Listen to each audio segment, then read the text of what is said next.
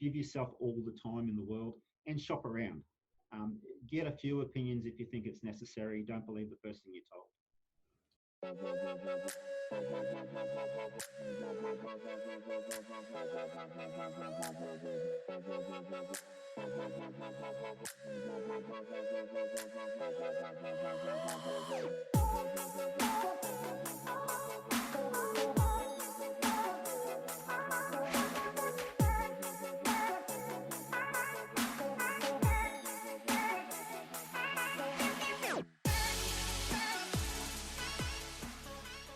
Today, we're going to be speaking to Ken Hunt from Hunt Migration. First, I guess, Ken, you can maybe just introduce yourself briefly before we actually get started. Sure. Ken Hunt. I'm an immigration lawyer. I'm also a registered agent, and I've practiced exclusively in immigration law for about 15 years. Awesome, great. So, Ken, I mean, today's episode, we're obviously talking about visa issues amidst COVID-19, since all these changes have happened. And particularly, I'm interested in this sort of position of international students in this space at the moment and within this current climate at the moment. So I guess just broadly, what are some of the visa implications of the current situation on international students and temporary visa holders broadly? Look, I should, to start answering that, say that essentially it is still business as usual with the Department of Home Affairs. Yeah. So if you're onshore and you hold a valid visa, then all the traditional options that you had are still available to you.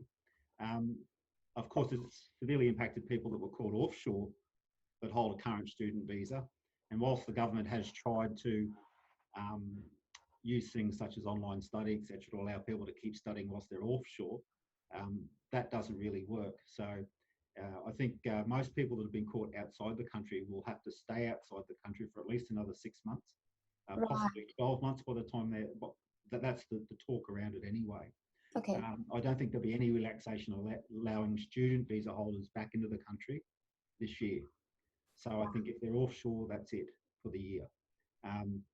Now, of course, if you're onshore, then the main issue at the moment, I've got a daughter who's at university studying, and she's currently doing it remotely. I think if you're an international student and you're doing that, well, technically it's a violation of your student visa because you have to be doing face-to-face learning. But the government has made it very clear that they're not going to take such a harsh view in the current circumstances. So if you are having to study remotely, etc., you don't have to be concerned about the implications with regards to attendance requirements on your student visa. But what if your student visa is running out? A lot of universities have deferred their actual courses, as opposed to the student deferring their studies. Universities have deferred courses. I should say, if a university has deferred your course, you're allowed to stay here on your student visa and you're allowed to keep working 40 hours a fortnight. So even if the course can't continue, but you're here lawfully doing the right thing, then your student visa will continue. Now, if your student visa is running out, then all the traditional onshore options are available to you. The first of which might be another student visa. Yeah. And if that is the situation you're in, then you should be applying about 6 weeks before the current visa expires. Or anyone who satisfies the 2-year study rule in Australia can get a 485. So that's still there and an option and should be used if it's available. And all the traditional skill streams and employer-sponsored streams are still there as well. Yeah. I should say employer-sponsored programs are getting harder as unemployment grows.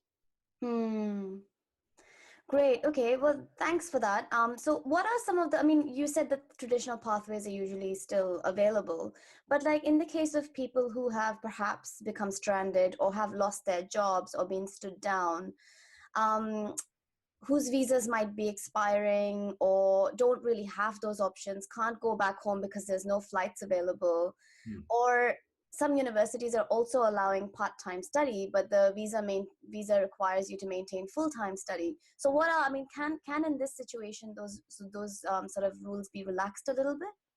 Yeah, the government is taking a fairly relaxed view if you're still studying but having to do it part-time. You can only but conform with what your college or university is offering. So as long as you're complying, you won't be penalised. But if you use the word stranded, and it's a word that we hear very often at the moment, Look, the advice from the Department of Home Affairs is basically if you're on a student visa and you can't leave to apply for a tourist visa. Now, that's all well and good, but you'll be stuck here then with no work rights. Right. There's no easy solution to that. The other visa, which they're referring people to, and everyone's referring to it as the pandemic visa, is the 408 under government-sponsored stream. So that's also available.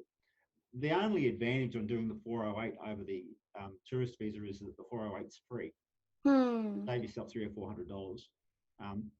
I should also say that whether it be a tourist visa or a 408, the people that listen to your podcast should be really clear. These are really simple things to do yourself. Yeah. You do not need to be engaging people like myself to do these very simple things. So if you find yourself in a situation where your current visa is expiring, get online, set up an IMI account and do that yourself. Yeah. But it's always important to remember as well, as soon as you apply for another visa, you're extinguishing your previous visa. So if your intention is to be here in the future and keep studying, then you'll have to return to another student visa at some other stage. Right. Okay. So you could go on a 408 and then go back on a student visa if... You could, but of course it also depends on the conditions that the government puts on the visa. Now, we're not seeing no further stay conditions being placed on these visas at this stage. Yep. But that can be placed on a tourist visa as well. So that's, most people know that as an 8503 condition. It's a no further stay. Students generally never have an 8503, so they're free to apply for any other visa in the country. So as long as there is no 8503 condition, then you should be free to apply for any other visa at the expiration of the tourist visa or the 408. Great. So just as an example, I mean, I know you said something about the part-time. Would that be an option for international students? They need to maintain full-time enrollment. Well, that's like the point I was making before, where the university actually defers the course. And even if they're deferring certain subjects and they can only offer part-time, then where the deferment comes from the university, you can stay on your student visa and there's no foul. So you won't violate your conditions. Oh, great. Okay, that's good to know. That's really good to know. So full-time's generally considered 3 subjects a semester minimum. Yeah. But if you are reduced to 1 or 2 and you're forced into that circumstance and it's beyond your control, then I wouldn't be concerned. Right. So you can't, I guess, opt to go there. If it's beyond your control, you have to. Okay. Well, there's... If you're opting to go there, then that's you deferring, not the university, and that's a very different matter. That's a different matter. All right. Okay. That makes more sense. Any other news coming out of the Department of Home Affairs with regards to issues arising from COVID, apart from the sort of 408 visa that they've suggested? Look, not a lot. It's been fairly stagnant now for about a week. As things start to reopen here, there's not a lot of new news coming out of the department. I think, though, that for graduating students, things are going to get a little tougher. This is only my opinion, but I've been doing it a long time. I think those employer-sponsored programs will have to be reviewed with rising unemployment in Australia. If unemployment gets 10%, then those 482s and 186s and other visas that got a lot of students to PR are going to disappear. Not disappear, but the quota numbers will come right down. So skilled visas should remain the same, but they might start really looking at the list of occupation. I should also say with higher education, high research degrees, PhDs, etc., it's really important that students also remember that their time spent doing research on their PhD is counted towards as work experience. A lot of students can't step into employer-sponsored visas because they don't meet the 2-year work rule. Right. But if you've been working on a PhD, it is possible to count that work experience. So not always, but it is one of the exceptions. So if you've been doing research for a few years on a PhD, then you can use that to meet the minimum work experience requirement to do an employer-sponsored visa. So people, should be aware of that as well. Oh, that's really, really good to know. Well, that only applies to people doing PhDs. Okay. But otherwise, look, as I say, it is business as usual. The department is moving most other things along. I should say, just as a side note with students, a lot of students apply for family visas as well. Yes. Obviously, if you have a family visa option, because the family visa options are the most stable area of the program. They change very little and they haven't changed really for 10 years. So if you're in that situation, although they're an expensive option, I would be going there if you can. Okay. All right. No, that's really good to know. And any, I guess, sort of news coming out of the migration community as well, the migration industry or the migration community, anything to be aware of or, I guess, consider in seeking advice as well?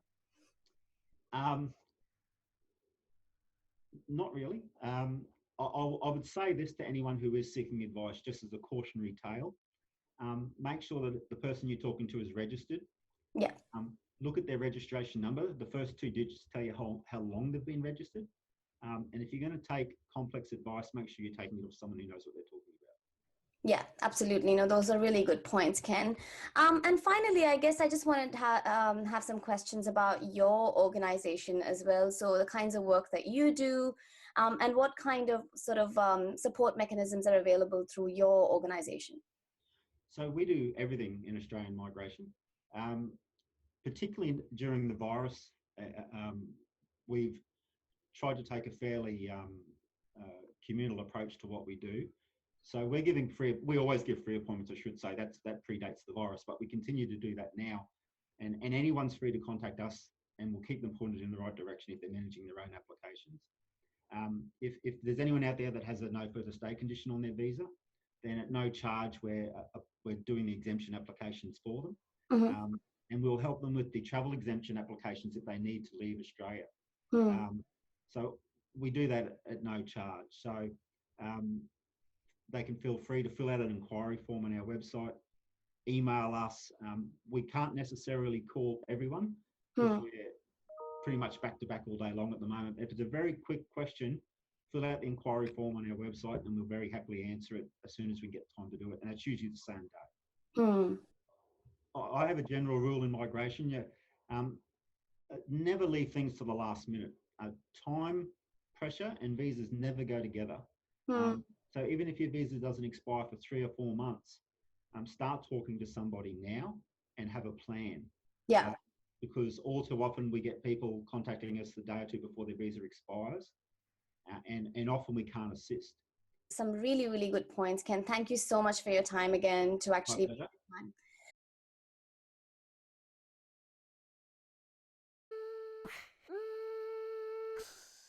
Lab Coats was created by Hamid Siddiqui and Alex Ray. Our team includes Inquire, Marina Khan, Michael Horgan, Drew Martin, and Caden Cole. You can support us by giving us a like and sharing our content, as well as purchasing our merchandise. See description for links.